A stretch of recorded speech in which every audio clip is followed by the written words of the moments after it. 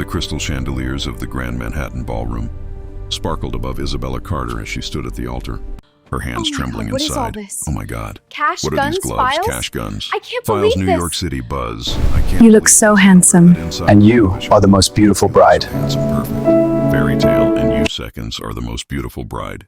The wedding had been a spectacle. Politicians, celebrities, and powerful businessmen filled the gold-trimmed chairs. Her fiancé, Daniel Whitmore, heir to one of the most influential families in the United States, stood across from her in an expensive tuxedo, smiling confidently to everyone else. He looked like the perfect groom, but Isabella had seen something she was never meant to see.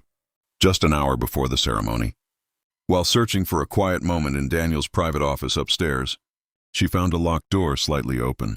Inside were photographs, documents, and large cash transfers, linked to a dangerous criminal network operating across state lines. There were weapons deals, bribes, even evidence of violent enforcement. And then she saw at Daniel's signature. Her heart had stopped. When she confronted him moments later in a secluded hallway, his charming smile disappeared. His eyes turned cold, calculating. "You weren't supposed to find that," he had said quietly before she could respond. Chaos erupted. Gunshots blasted through the ballroom windows. Guests screamed as masked men stormed inside. Security returned, fireglass shattered.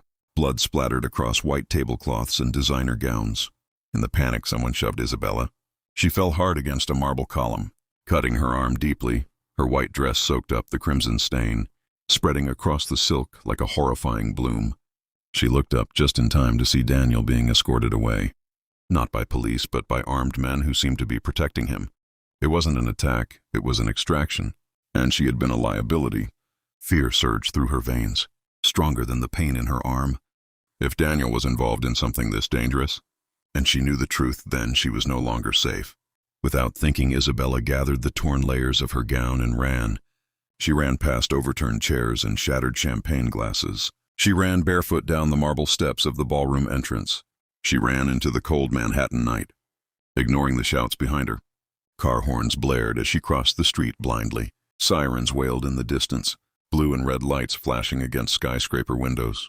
Her breath came in sharp, uneven gasps. Every shadow felt like a threat. Every passing car looked like it might stop for her. Her wedding veil snagged on a street sign, ripping away as she kept moving. She didn't dare look back. The city that once felt glamorous and full of promise now felt like a maze of danger. Blood dripped down her fingers as she pressed her injured arm to her chest. Her heart pounded so loudly, she thought it might give her away. She had nowhere to go. Her family trusted Daniel completely. His influence stretched everywhere. The police might already be compromised. She couldn't call anyone. As she turned into a narrow alley between two towering buildings, her legs finally gave out. Exhaustion and shock overwhelmed her. She stumbled, collapsing against the cold brick wall. Tears blurred her vision hours ago. She had been a bride, now she was running for her life.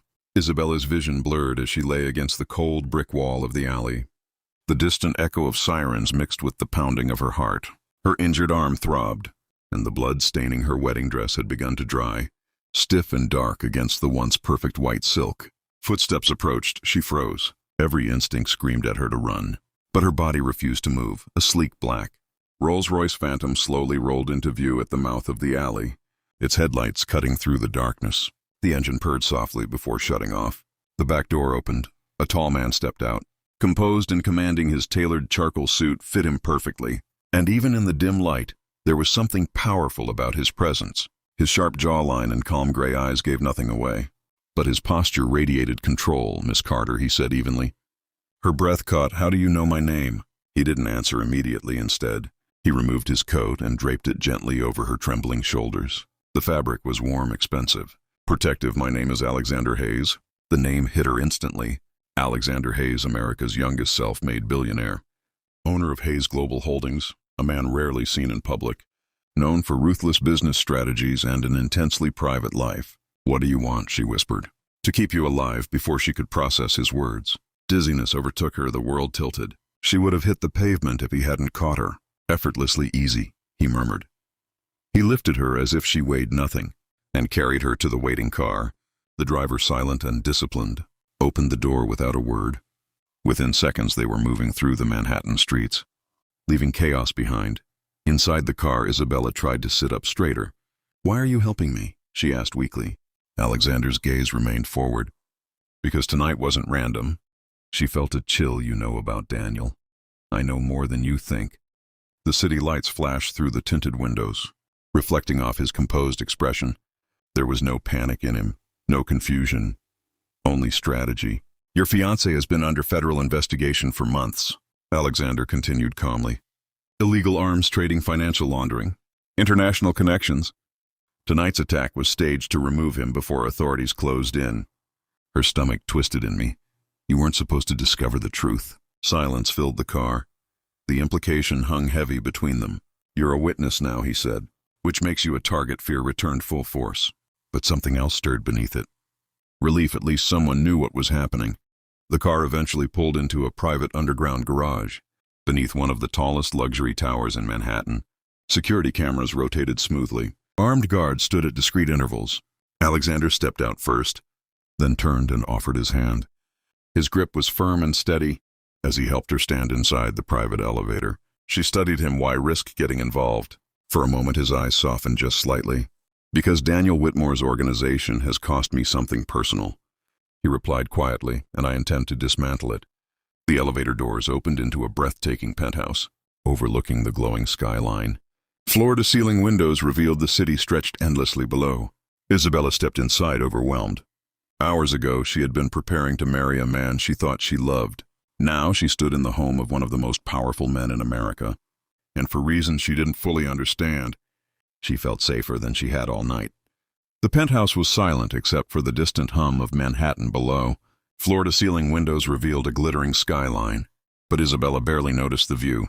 She stood in the center of the living room, wrapped in Alexander Hayes' coat, feeling like her entire world had shifted in a single night.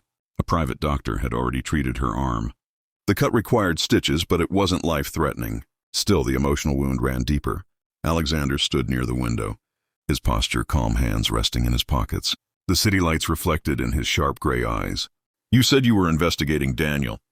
Isabella broke the silence. Why? Alexander turned slowly. Because his network has been expanding. Weapons trafficking routes, corrupted officials. They operate quietly but powerfully. And you, she asked carefully. You're just a businessman. A faint, humorless smile touched his lips. I'm more than that. He walked toward a sleek glass desk and tapped a hidden panel. A large screen lit up displaying files, photographs, maps, and financial transfers. Isabella's breath caught. Daniel's face appeared multiple times, alongside known criminals and coded transactions. I've been building a case, Alexander said off the record, quietly gathering evidence federal agencies couldn't access. Without tipping them off, her chest tightened. Why would you do that alone? His expression hardened slightly. Because 2 years ago, a shipment linked to Whitmore's network caused an explosion in one of my overseas facilities. Several employees died. Good people. The weight in his voice wasn't dramatic. It was controlled anger, controlled grief. This isn't business for me, he added. It's personal. Isabella felt guilt wash over her. She had almost married into that monster's world. Daniel told me he was expanding investments internationally. She whispered. I had no idea. You weren't meant to suddenly. Alexander's phone vibrated. His expression shifted as he read the message. They know you're missing, he said. Her stomach dropped already. They have resources, surveillance. People in places you wouldn't expect. He met her eyes directly. Which means this penthouse is no longer safe. Fear gripped her chest again. So what happens now? Alexander moved with quiet decisiveness. We leave within minutes. Security downstairs activated. Guards communicated through discreet earpieces. A secondary vehicle was prepared. As Isabella followed him toward a private elevator, leading to a restricted level, she paused. Why are you really protecting me? She asked softly. Alexander stopped for a moment. The powerful billionaire mask slipped, just enough for her to see something human beneath it. Because you didn't choose this, he said, and because you might be the key to ending it. A loud explosion suddenly shook the building. The lights flickered, alarms blared. They're faster than I expected. Alexander muttered. Smoke began rising from the lower levels. Isabella's pulse raced. He grabbed her hand. Firm, protective, stay with me. They moved quickly through a hidden corridor behind a panel wall, descending into a private underground exit garage few even knew existed. As another blast echoed in the distance, Isabella realized something terrifying. Daniel wasn't just running. He was cleaning up loose ends. And she was one of them. Alexander opened the car door for her, his jaw set with determination. This ends now, he said, as the vehicle sped into the night, flames reflecting in the rearview mirror. Isabella felt fear, but also something stronger. She had lost a wedding, but she might have found an ally, powerful enough to bring down an empire, and maybe something far more dangerous than love was beginning to spark between them.